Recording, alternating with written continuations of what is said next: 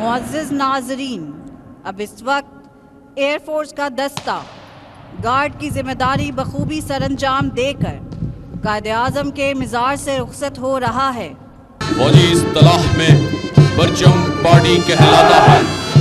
ये चाको चौबंद और मुस्तैद नौजवान पाकिस्तान मिलिट्री एकेडमी की मुकद्दस तरीन रवायात के अलमबरदार हैं। परचम पार्टी में 6 परचम शामिल हैं। दरमियान में कौमी अलम और बाएं जानिब कायद आज़म परचम, जो पाकिस्तान मिलिट्री एकेडमी को नवंबर 1948 में गवर्नर जनरल ख्वाजा नाज़िमुद्दीन ने अता किया।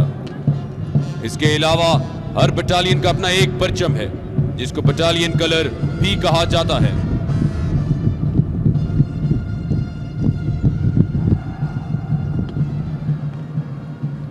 तौहीद की अमानत सीनों में है हमारे, आसान नहीं मिटाना नामो निशा हमारा। तेगों के साए में हम पलकर जवां हुए हैं, खंजर हिलाल का है कौमी निशा हमारा।